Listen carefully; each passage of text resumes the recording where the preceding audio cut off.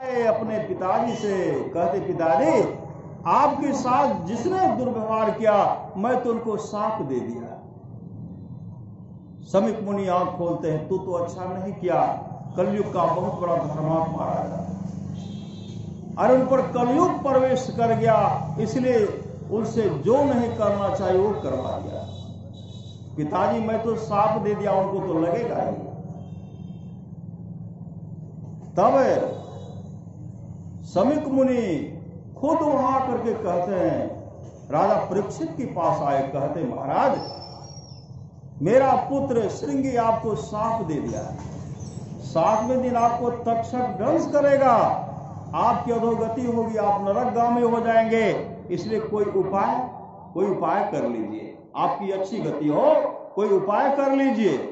इतना सुनते ही राजा परीक्षित काफी घबराए कि सामने मौत ही मौत दिखलाई पड़ रही है। उसी समय अपने पुत्र जन्मेजय को राज सिंहासन दे देते, अपने चरण पर, कहां?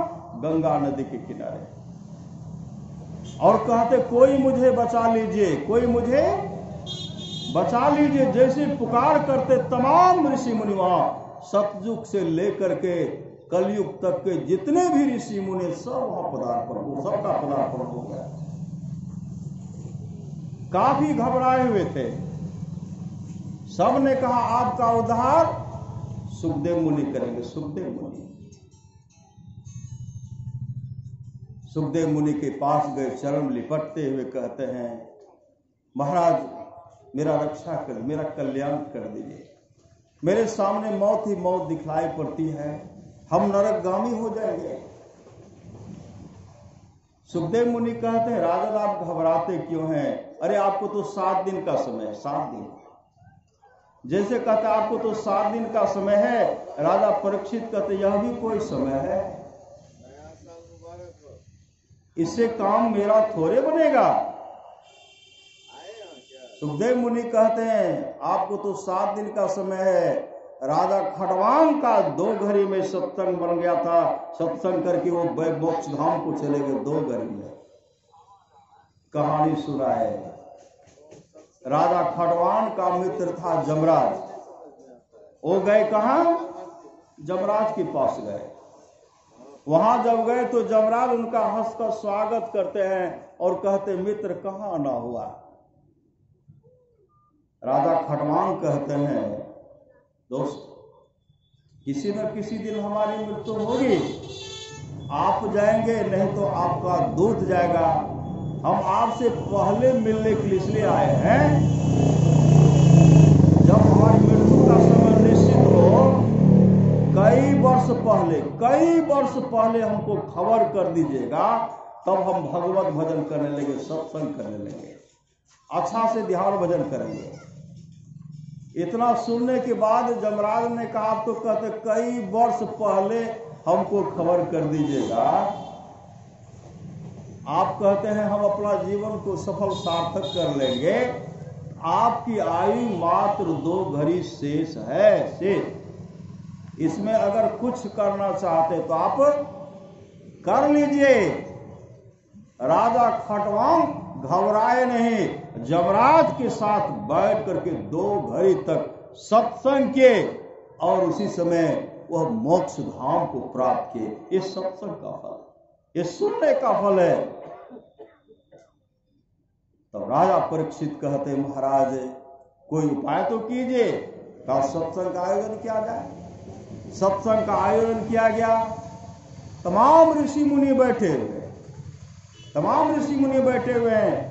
उसी समय देवराज इंद्र का अब सत्संग प्रारंभ होने वाला है, सदगुरु भागवत कथा प्रारंभ सुनाने ही वाले हैं। उसी समय देवराज इंद्र और देवताओं के साथ अमृत का घड़ा लेकर के आते हैं। श्री सदगुरु अमृत का घड़ा लेकर के आते हैं और अमृत का घड़ा सामने में रखते हुए कहते हैं, सुखदेव मुनि से कहते, भगवान इंद्र कहते हैं महाराज यह अमृत का घड़ा हम लाए हैं, और यह अमृत का घड़ा जो अमृत जो है सुखदेव मुनि को पिला करके उसको अमर कर दीजिए उसके बदले में हम लोगों को, हम देवताओं को सत्संग सुना दीजिए। जैसे इस तरह कहते हैं, सुखदेव मुनि को बड़ा दुख हो गया कि देवता भी इतने लालची होते हैं कि सत्संग से बढ़ करके कुछ है, कहा नहीं जा सकता, एक प्रलोभन दे रहे हैं।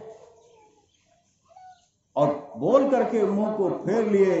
उसी समय राजा परीक्षित कहते हैं, हे सद्गुरु, हम अमर होना नहीं चाहते, हम अमृत पीना नहीं चाहते हैं, हमको भागवत कथा, हमको सत्संग सुना दीजिए। सुखदेव मुनि के द्वारा सुखदेव मुनि सत्संग प्रारंभ किए। राजा परीक्षित शांत चित्त होकर के श्रद्धा से सत्संग को सुने, श्रद्धा से।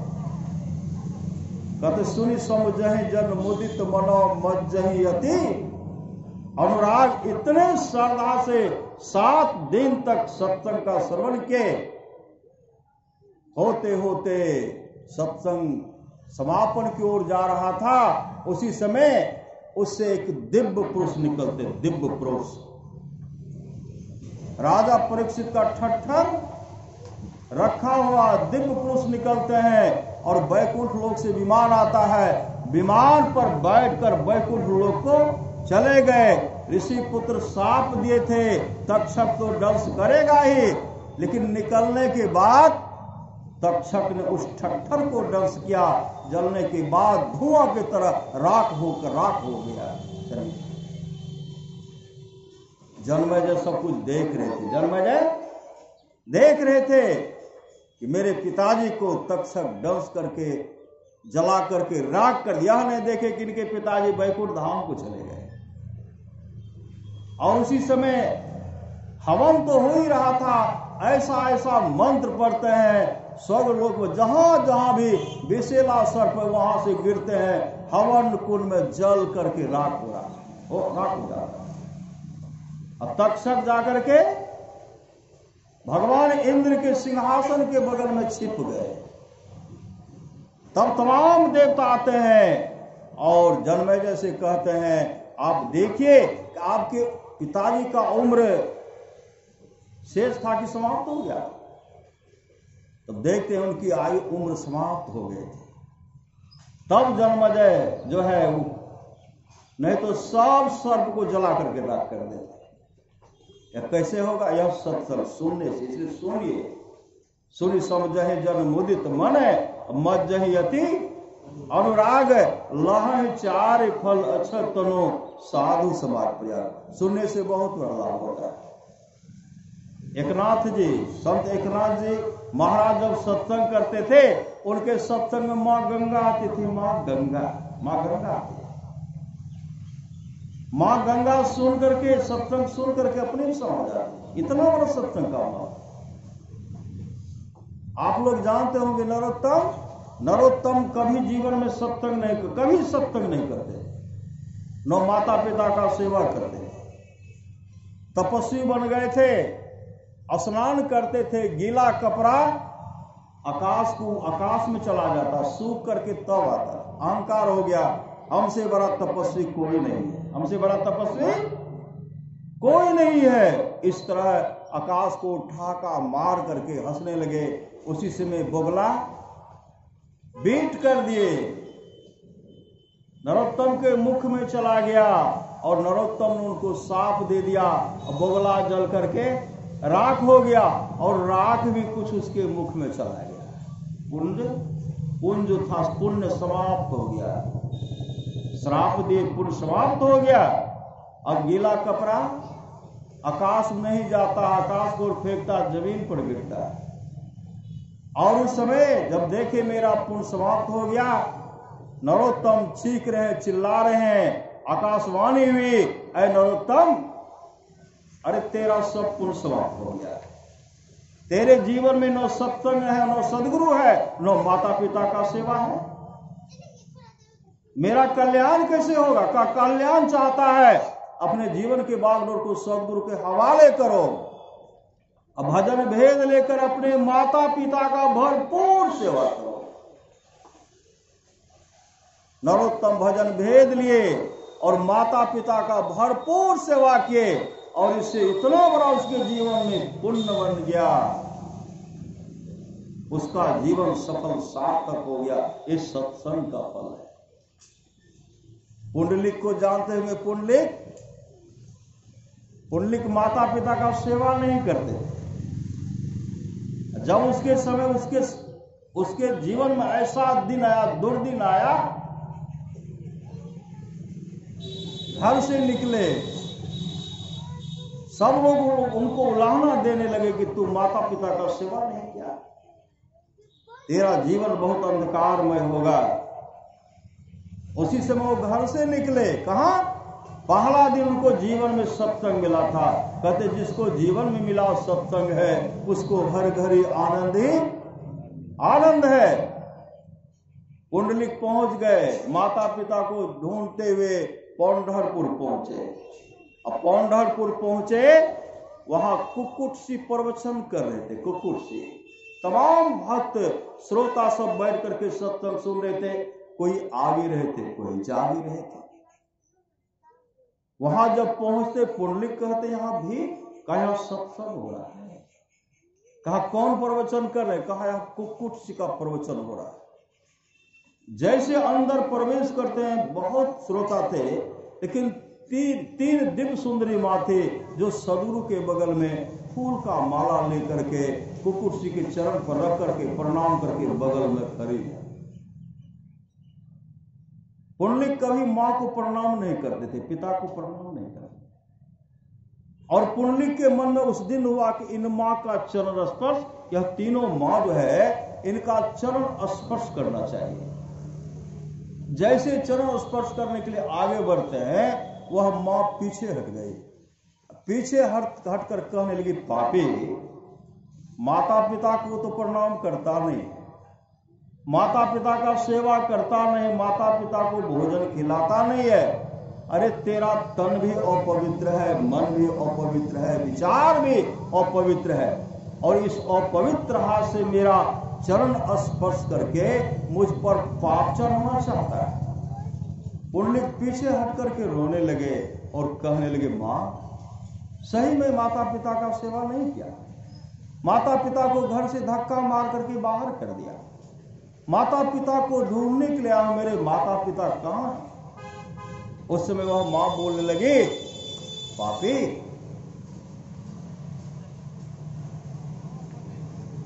जिस दिन तुम्हारा विचार बदलेगा उसी दिन तेरा कल्याण, नहीं तो नरक में भी जगह नहीं होगा। तो मां आप कौन है? आप अपना परिचय दें। वह मां बोलने लगी, मेरा परिचय जान करके क्या करोगे? जैसे कहते मेरा परिचय जान करके क्या करोगे, उसी क्षण पुंडलिक श्रद्धा से रोए, आंसू बहाते हुए कहते, मां, मेरे माता पिता कहां हैं? माता पिता को ढूंढने के लिए आप कौन है? मां, अपना परिचय है। तो वह मां बोलने लगी, मैं साक्षात गंगा हूं, वो यमुना, वो गोदावरी। पुंडलिक कहते, मां, आप गंगा यमुना गोदावरी सत्संग में आती है? उसी समय मां गंगा ने कहा, मैं आए तो क्या है, इस सत्संग में लक्ष्मी सरस्वती पार्वती जी आती है, इस सत्संग में ब्रह्मा विष्णु महेश तक आते हैं, इस सत्संग में 33 करोड़ देवी देवता आते हैं, इस सत्संग में जीवन मुक्त महापुरुष संत सदगुरु भी समाधि छोड़ करके सत्संग में आते हैं, मैं आए तो क्या है। उसमें पुंडलिक रोते हुए कहते, मां, मेरा उद्धार कैसे होगा? मां गंगा ने कहा, जहां तुम्हारा उद्धार होना चाहिए उस जगह तुम आ गए हो। अपने जीवन के बागडोर को सदगुरु के हवाले करो, नाम दान लेकर के, भजन भेद लेकर के सत्संग का श्रवण करो और अमुक मंदिर में तुम्हारे माता पिता हैं, और जाओ माता पिता के का सेवा करो, भरपूर सेवा करो, और तुम्हारा परम कल्याण हो जाएगा। उसी समय पुंडलिक संत सदगुरु से भजन भेद लिए, जब दीक्षा लिए तो रोते हुए कहते हैं, सदगुरु, मैंने माता पिता के साथ अच्छा व्यवहार नहीं किया, मेरा कल्याण कैसे होगा? कुक्कुटसी ने कहा, पुंडलिक, अब भी मौका है, जाओ माता पिता का भरपूर सेवा करो। पुंडलिक तू तो बहुत बड़ा भाग्यशाली है। जब मेरे माता पिता थे, हम माता पिता का भरपूर सेवा करते थे। जब मेरे माता पिता संसार से चल बसे, यहां पौंढरपुर में आकर के सत्संग करता। और जाओ तो अपने माता पिता का भरपूर सेवा करो। उसी समय पुंडलिक पहुंचे, मंदिर पहुंचे। जैसे गए, पुंडलिक की मां कह रहे थे पुंडलिक पुंडलिक। पुंडलिक के पिताजी कहते किसका नाम ले रही, वो कभी आने वाला है। पुंडलिक की मां कहती थी मेरा पुंडलिक को जिस दिन ज्ञान होगा मेरा पुंडलिक अवश्य आएगा। और उसी समय जो उनकी मां बोल रही थी पुंडलिक, पुंडलिक जैसे मंदिर पहुंचते हैं तो मां का आवाज सुनते पुंडलिक उसी समय कहते मां, दौड़ पड़े, मां के चरण लिपट गए और आंसू से माता पिता के चरण को धो डाले और उसी समय सेवारत हो गए। सेवा करें, कैसा सेवा? माता पिता को क्या चाहिए? सूखी रोटी, गीली साग, दूध मिलत है, बड़का भर, और कुछ नहीं चाहिए। यही श्रद्धा से दीजिए, श्रद्धा से भोजन दे दीजिए और मां को कुछ नहीं चाहिए, पिता को कुछ नहीं चाहिए। और भरपूर सेवा करने लगे। और कैसा? जाड़े के समय में गोईठा चून करके लाते, अग्नि का सेवन कराते, अग्नि का सेवन कराते, गर्म पानी से स्नान कराते थे। और गर्मी के समय पंखा झेलते थे। चरम भोजन करा करके चरण दबा रहे हैं और मंत्र, गुरु से मंत्र तो मिल गया था, चरण दबा रहे हैं, मंत्र को जप रहे हैं। परमारास महाराज कहते हैं गुरु धन्य है, गुरु धन्य है, गुरु धन्य है दाता दयाल, दया करे और गुण हरे, दे टाल भव जंजाल, सब मिल कहो जपते रहो जी, बने रहो खुशहाल, हरदम रटो कबहू न हटो तो ही छेड़ेगा ना काल। हमेशा रटते रहिए, जपते रहिए, काल भी छेड़खानी नहीं करेंगे। और सेवारत हो गए। माता पिता जब सो जाते थे, चरण सहलाते सहलाते पुंडलिक को जो नींद आती थी, पुंडलिक भी सो जाते। कहा? माता पिता के चरणों के नहीं, चरण में सो जाते। कहते कबहू की दीन दयाल की भनक पड़ेगी। दीन दयाल परमात्मा, प्रभु की कृपा होगी, कबहू की दीन दयाल की भनक पड़ेगी। का संजोग से एक दिन जब आप सेवा करने लगे तो किवाड़ को बंद करके सेवा करते। क्यों? कि सेवा करने में कोई अगर पहुंच जाता तो गप में लग जाते थे, माता पिता का सेवा से वंचित रह जाते थे, उनको जवाब देना पड़ता था। जो भरपूर सेवा करना चाहिए अधूरा सेवा हो जाता। किवाड़ को बंद करके सेवा करें, किवाड़ को बंद करें। संजोग से कि भगवान विठल, भगवान कृष्ण वहां पहुंचते हैं और किवाड़ को खटखटाते हैं। किवाड़ को जब खटखटाते हैं तो पुंडलिक कहते हैं कौन? तो भगवान विठल कहते हैं हम भगवान विठल। कोई हमको विठल कहते हैं, कोई पांडुरंगा कहते हैं, कोई कृष्ण कहते हैं, तो मुझे कृष्ण समझो, हम कृष्ण हैं। पुंडलिक कहते पहले आप नहीं आते थे, आज आए हैं। भगवान कृष्ण कहते हैं पहले मैं इसलिए नहीं आता था कि पहले तुम माता पिता का सेवा नहीं करता था, अब इसलिए आया हूं कि तू माता पिता का सेवा करता है। जो माता पिता का सेवा करता वह मेरा सेवा करता है। तो पुंडलिक कहते जब आप माता पिता के सेवा से ही प्रसन्न होते हैं, अभी अधूरा सेवा, भरपूर सेवा नहीं किया। और जब भरपूर सेवा करूंगा तो आपके पास आऊंगा। भगवान कृष्ण कहते तब तक मैं क्या करूं, कोई जगह तो बताओ।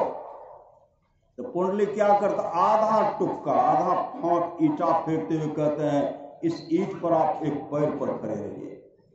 भगवान भक्त का परीक्षा लेते हैं और माता पिता का सेवा करके आज भक्त भगवान का परीक्षा लेते हैं। भगवान कृष्ण ईंट पर खड़े। जब पुंडलिक सेवा करके निकले, देखते हैं भगवान ईंट पर खड़े हैं। पुंडलिक दौड़े भगवान के चरण में और भगवान दौड़ करके पुंडलिक को गले से लगाते हुए कहते हैं पुंडलिक मांगो, आज तुम क्या मांगते हो? पुंडलिक मांगो, आज तुम क्या मांगते हो? पुंडलिक ने कहा हमारी कोई मांग नहीं है, हमारी कोई मांग नहीं है। अगर आप देना ही चाहते तो माता पिता के प्रति मेरा सेवा भाव बना रहे, माता पिता का सेवा करके निकलो तो आपका मुझे दर्शन हो और हमें कुछ नहीं चाहिए। भगवान कृष्ण कहते हैं पुंडलिक अब तो मुझे यहीं रहना पड़ेगा, अब तो मुझे यहीं रहना पड़ेगा। पुंडलिक कहते जहां भी रहिए, जब निकलो तो आपका दर्शन मुझे हो। भगवान कृष्ण कहते अब तुम कब निकल जाओगे इसका तो कोई ठिकाना नहीं है, अब हम यहीं रहेंगे। भगवान कृष्ण वही हमेशा खड़े रहते, हमेशा खड़े रहते। ये सुनने का फल है, ये माता पिता की सेवा का फल है, ये सत्संग करने का फल है। आज भी पंढरपुर में भगवान पाषाण के रूप में खड़े हैं।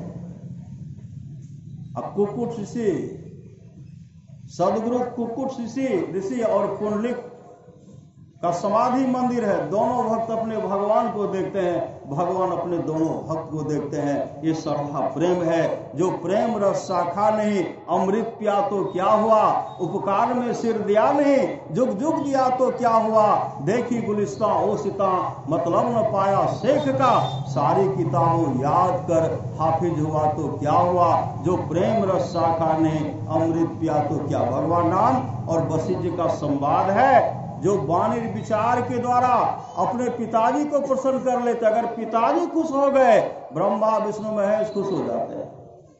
जो वाणी विचार के द्वारा अपने माँ को प्रसन्न कर लेते हैं, अगर माँ खुश हो गई, लक्ष्मी सरस्वती पार्वती जी खुश हो जाती हैं। जो भाई भाई प्रेम से रहते हैं, तमाम देवियां खुश हो जाते हैं, तमाम देवता खुश हो जाते हैं। जो गोतनी गोतनी प्रेम से रह रही हैं, तमाम देवियां खुश हो जाती हैं। जो गुरु को प्रसन्न कर लेते हैं, विश्व ब्रह्मांड में जितने ऋषि मुनि हैं सब खुश हो जाते हैं। गुरु भगवान श्री राम क्या कहते हैं, करण धार सदगुरु दृढ़ नावा।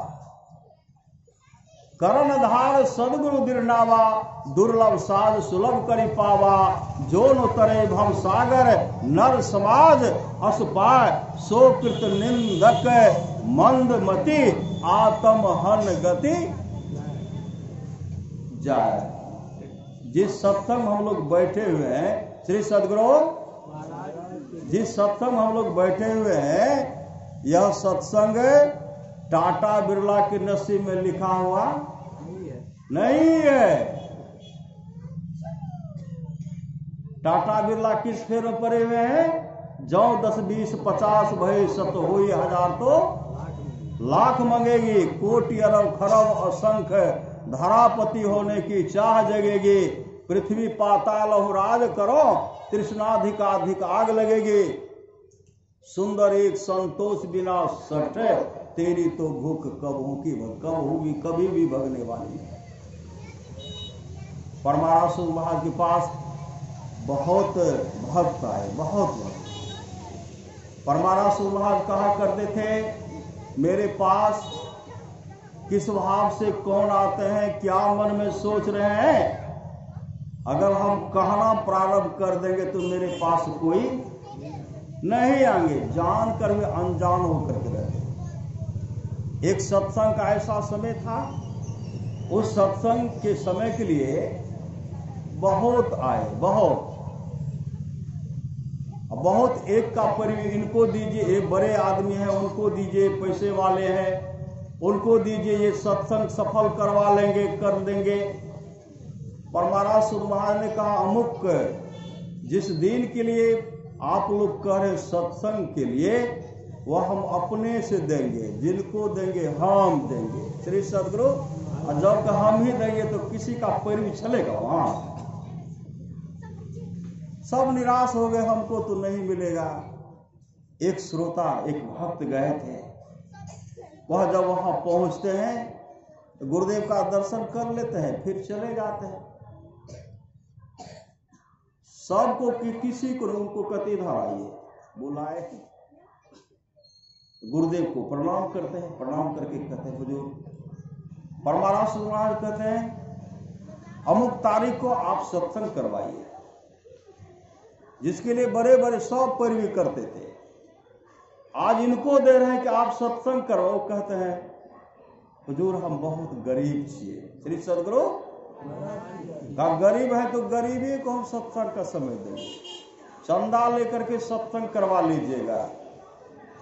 गुरुदेव कहते हैं इनको सत्संग का समय दिए, इसको लिखिए डायरी में लिखिए, इसका समय लिखिए, इसको हम सत्संग का समय दिए हैं। गुरुदेव बोले हम नहीं लिखेंगे, सब लिखते हैं। कहाँ सत्संग का समय दिए? बभन गामा में दिए। श्री सदगुरु बभन गामा में दिए। गरीब भक्त थे, और जब वह गांव पहुंचे,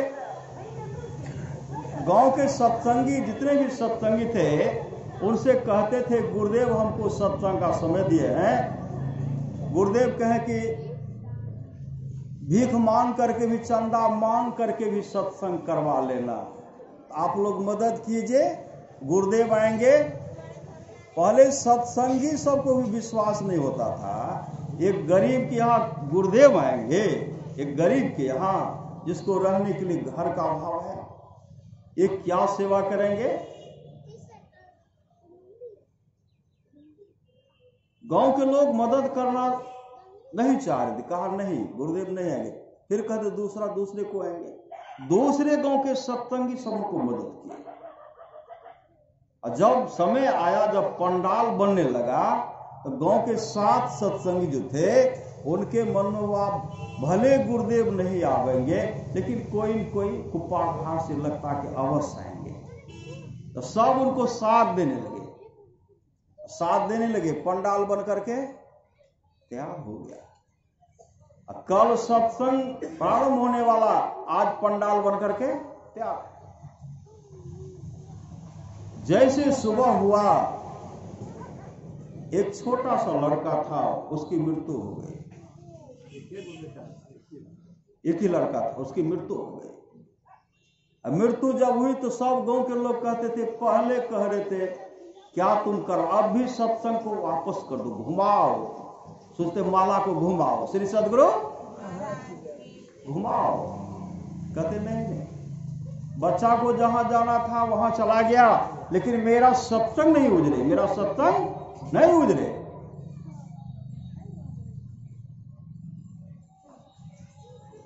माँ दुखियारनी माँ रो रही, परिवार के हर सदस्य रो रहे। और उसी समय गुरुदेव का पदार्पण होता है।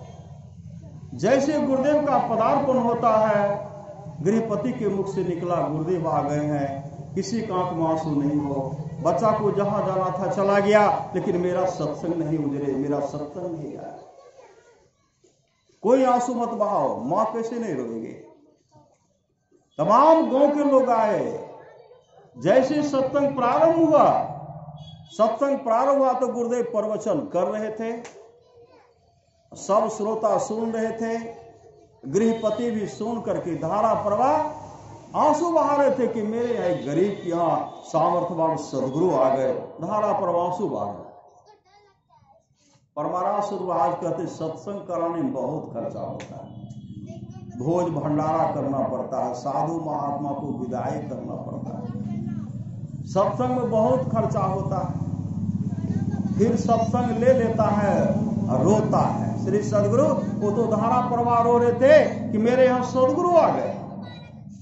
सत्संग का समय भी ले लेता है और सदगुरु अपने से देते, सत्संग का समय भी ले लेता है, रोता भी है, फिर भी गृहपति कुछ नहीं बोलते हैं। वो धारा प्रवासु बहा रहे थे, फिर कहते हैं देखिए ना ऐसा रो रहा किसका, लगता है बेटा मर गया। उसी से उठ करके खड़े हो गए,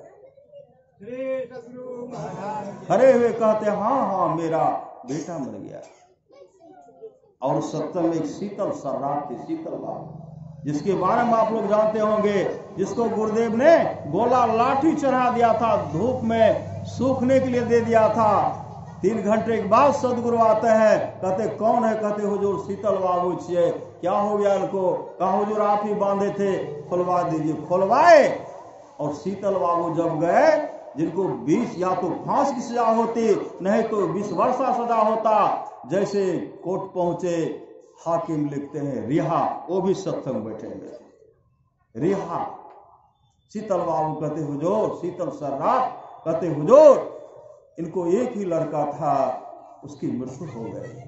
पर महाराज सुनाज कहते हैं दूसरे आदमी, दूसरे सत्संगी के सही में इनका बेटा बने। शीतल बाबू सब थे और तमाम लोग कहते हैं, कहते इनका एक ही लड़का था हुजूर, मर गया। लड़का मर गया, लगते हैं कि जानते नहीं। अरे पूरे ब्रह्मांड में सदगुरु कहाँ क्या सब कुछ जानते। लड़का मर गया, कहाँ छे लड़का यो हुजूर? घर के दोग में रखल छे, घर के दोग। और उसी समय सदगुरु उठते एक फूल लेते हैं, कहते मैं भी एक फूल चढ़ा देता हूँ। बच्चे की दादी आगे जाकर के हुजूर अहाँ नहीं जो अहाँ छुए जबे। पर महाराज महाराज कहते हैं बच्चा जब जीवित रहता है उसके माता पिता कहाँ से कहाँ रखते हैं, बच्चे की मृत्यु हो जाती तो बच्चा छुआ जाता है। मैं भी एक फूल चढ़ा देता हूँ। जैसे गए, जैसे परमाराज सदगुरु महाराज घर गए, घर के दोग में रखा हुआ था, एक फूल रखते हैं और कहते बच्चे की माँ कहाँ है, उठाओ इसे दूध पिलाओ।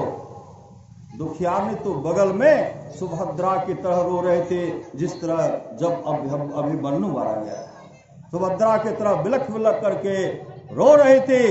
दौड़ पड़ी और बच्चे को उठा करके जैसे दूध पिलाती है, बच्चा दूध पीने लगता, रोने लगता है, बच्चा दूध पीने लगता है। सब कहते, जितने भी सत्संगी थे कहते श्री सदगुरु महाराज की जय। सब सत्संगी कहते हैं श्री सदगुरु महाराज की जय। जो सत्संगी नहीं थे वो क्या कहते हैं, मैं ही बाबा की जय, मैं ही बाबा की जय, मैं ही बाबा की जय। जो नहीं मानने वाले थे तमाम सदगुरु वहां से भजन भेद लिए और गुरुदेव ने उसका नामकरण किए रामकुंड मंडल। रामकुंड मंडल कितने वर्ष जीवित रहे?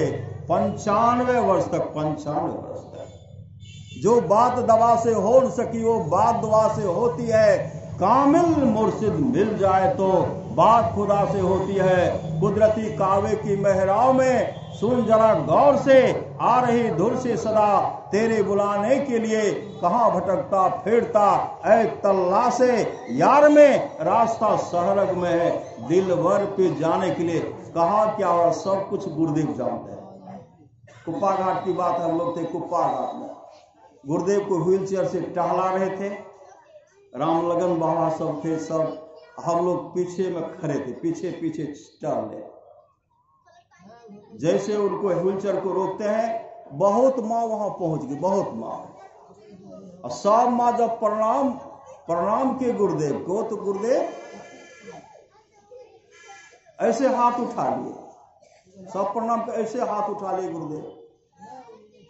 एक माँ जब सबसे पीछे आई, जब गुरुदेव को प्रणाम करने के लिए पहुंची तो गुरुदेव क्या कहते हैं, मेरे शरीर में मकरा का जाल लगा दिया है, अभी प्रणाम करने के लिए आई है।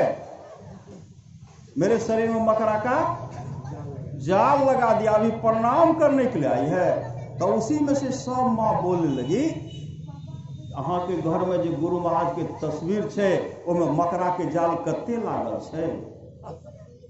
इतने अंतर्यामी सदगुरु। एक समय की बात है, सदगुरु महाराज को व्हील चेयर पर लेकर के गए, गौशाला में, गौशाला सुबह का स्तुति करके, सुबह का स्तुति हो गया, वहां गए, हम लोग पीछे में खड़े थे।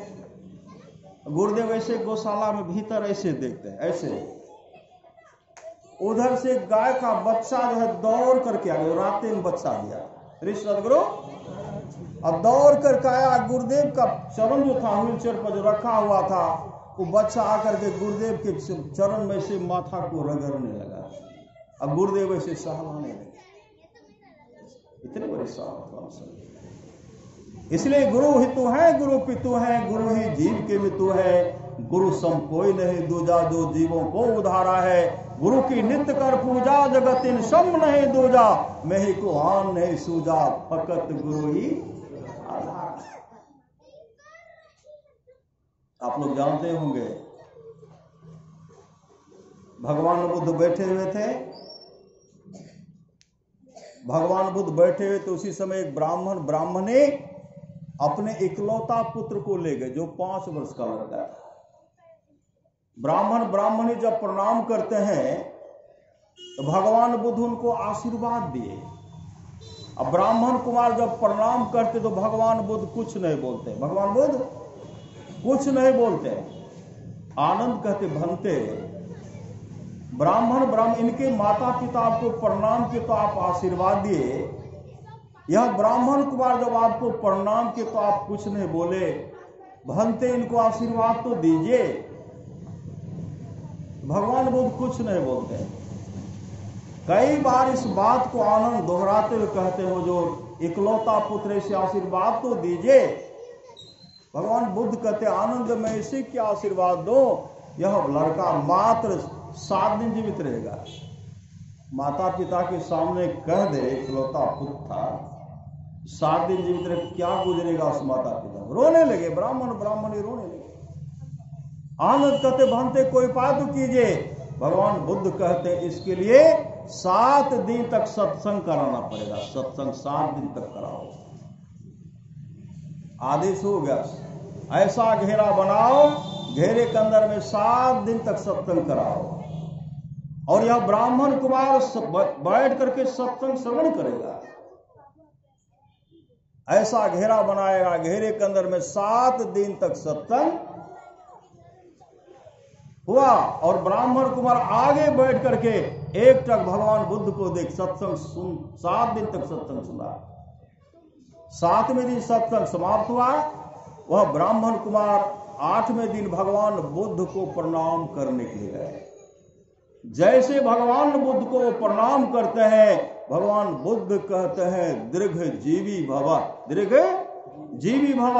आनंद कहते भंते जो ब्राह्मण कुमार मात्र 7 दिन जीवित रहने वाला था, 7 दिन तक जो सत्संग का श्रवण किया, आप इनको आशीर्वाद दिए दीर्घ जीवी भव। यह ब्राह्मण कुमार कितने वर्ष जीवित रहेगा? भगवान बुद्ध कहते हैं 120 वर्ष। 120 वर्ष। यह सुनने का फल है। सुनि समुझहि जन मुदित मनो, मज्जहि अति अनुराग, लहहि 4 फल अछत तनो, साधु समाज प्रिया। 120 वर्ष का लंबी आयु प्राप्त करके बचपन अवस्था में ही वो भगवान बुद्ध से भजन भेद ले लिए। भजन भेद लेकर के संन्यास भी धारण कर लिए। भगवान बुद्ध के पुत्र राहुल और वह ब्राह्मण कुमार एक ही साथ विचरण करते थे। और भगवान बुद्ध से पहले, भगवान बुद्ध तो मोक्ष को प्राप्त कर लिए थे, भगवान बुद्ध से पहले आनंद के मतलब उसके साथ, राहुल के साथ, उससे पहले राहुल के साथ सत्संग करते थे। और कम ही उम्र में राहुल मोक्ष को प्राप्त कर लिए। इस सत्संग का फल है। इसलिए सुनने का बहुत फल है। सुनिए, नारद जी, वाल्मीकि मुनि, नारद, रत्नाकर एक ही बार सुने थे, नहीं सुने थे। वाल्मीकि नारद घर जो नहीं सुन रहे थे, एक ही बार साधु ने उपदेश किया, देवर्षि नारद ने उपदेश किया था। वो तो बहुतों का हत्या किए थे। देवर्षि नारद ने कहा, रत्नाकर, जिस धन को लूट कर लोगों का हत्या करके, हिंसा करके तू परिवार का भरण पोषण करता है, नरक में बहुत बड़ा दुख भोगना पड़ेगा। कोई सगे संबंधी तुम्हारा मदद नहीं करेंगे। रत्नाकर के मुख से निकलता है, मेरे माता पिता उस पाप का बंटवारा कर लेंगे। मेरी पत्नी वो पाप का बांट करके बंटवारा कर लेंगे। देवर्षि नारद कहते, विश्वास नहीं होता पूछ आओ। रत्नाकर कहते, पूछने के लिए जाओ, फांकी दे करके भाग जाओ, तब का वृक्ष में बांध दो।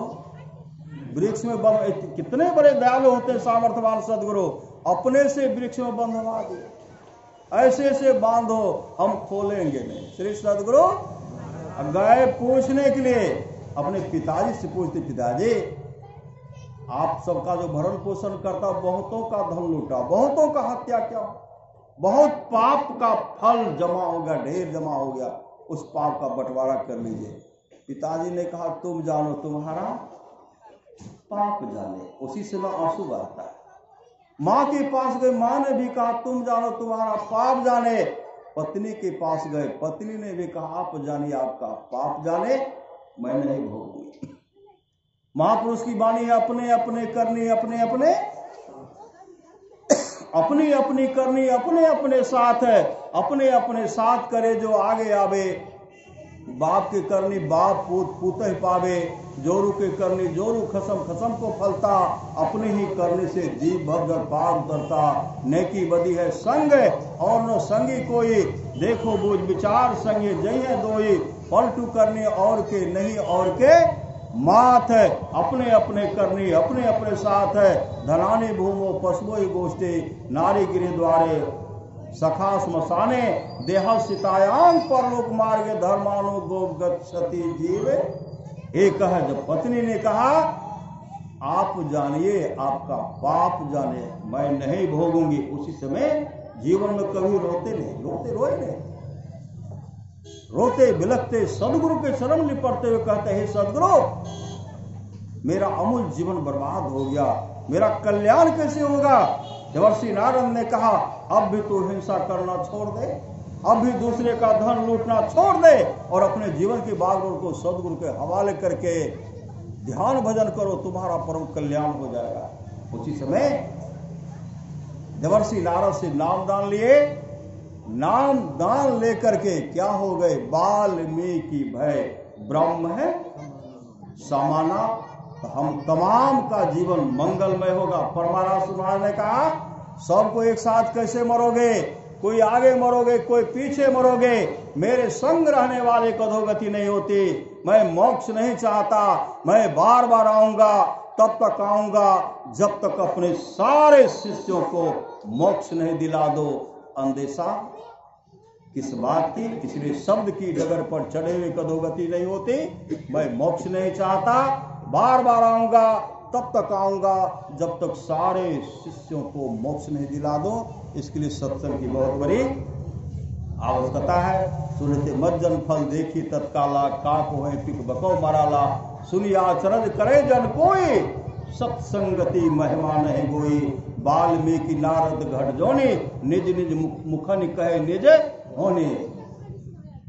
देवर्षि नारद पहले क्या थे, गंधर्व के शरीर थे, गंधर्व के शरीर। और वहां सत्संग हो रहा था तो सत्संग अपने पत्नी से बात कर रहे थे।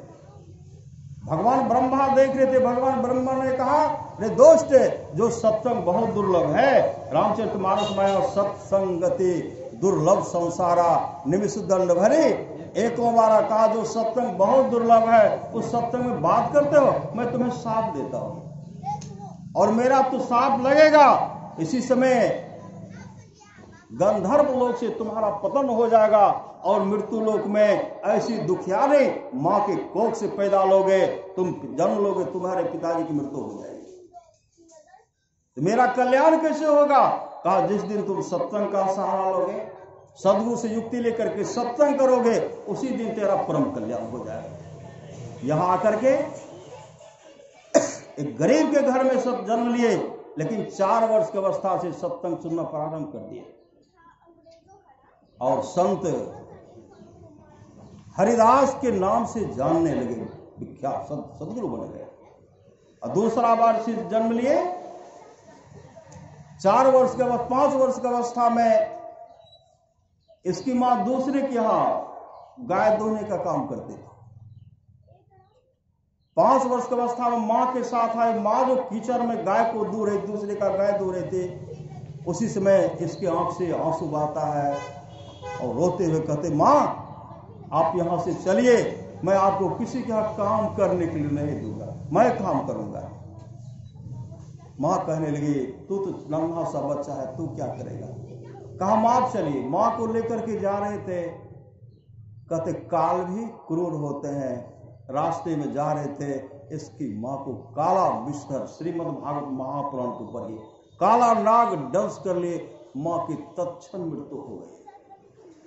अब कोई सहारा, आगे बढ़ते हैं। आगे जब बड़े जंगल गए, एक विशाल वृक्ष है, चट्टान के पास जाकर के बिलख बिलख करके रो रहे थे। साक्षात परमात्मा का दर्शन उनको हो गया। श्रीमद् भागवत महापुराण पढ़िए, साक्षात परमात्मा का दर्शन हुआ। जैसे दर्शन हुआ वो काफी खुश हो गए, अब प्रभु का दर्शन बराबर होगा। उसी समय बैठ करके ध्यान कर रहे, अब दर्शन होता ही नहीं। बिलख बिलख करके जो रो रहे थे, आकाशवाणी होती है, ऐ बालक, अरे प्रभु मैं तुमको दर्शन दिया, लेकिन अब मेरा जो पुनः दर्शन करना चाहते हो, अभी नहीं, अगले जन्म में मेरा दर्शन होगा। उस समय तुम्हारा परम कल्याण हो जाएगा। उसी समय महाप्रलय आ गए। श्री सद्गुरु महाप्रलय हो गए तो सब ब्रह्मा जी में समा रहे थे, सब ब्रह्मा जी में समा रहे थे। अब भगवान ब्रह्मा वहां समाधि में बैठे हुए थे।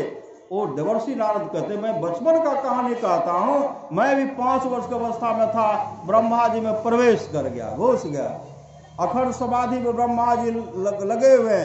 जब पुनः महाप्रलय समाप्त हो गया, जब सृष्टि होने लगी, मैं ब्रह्मा जी के द्वारा बाहर निकल गया। अब ब्रह्मा जी के सामने जैसे मैं खड़ा था, ब्रह्मा जी ने मेरा पीठ ठोकते हुए कहते हैं, आज से तुम मेरा मानस पुत्र के रूप में जाने जाओगे, सत्संग भजन करो। वही हो गए देवर्षि नारद। इसलिए सत्संग की बहुत बड़ी आवश्यकता है। प्रत्येक वर्ष यहाँ नव वर्ष के शुभ अवसर पर सत्संग होता है। इसी तरह सत्संग, अपने जीवन को सत्संगमय बना लीजिए। जिसका जीवन सत्संगमय होगा, उसके जीवन में कभी दुख नहीं होगा। इसलिए जीवन सुख में चाहते हैं, कल्याण में चाहते हैं, तो अपने जीवन की बातों को सदगुरु के हवाले कीजिए। सत्संग नित्य और ध्यान नित्य कई संलग्नता के साथ कीजिए, परम कल्याण होगा। बोलिए प्रेम से श्री सद्गुरु महाराज की जय।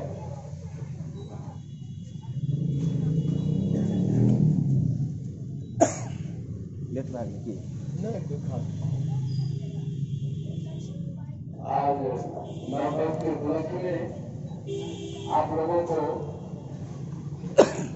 सत्संग श्रवण करने को मिला। एक मंगल सुनेंगे, उसके बाद आपकी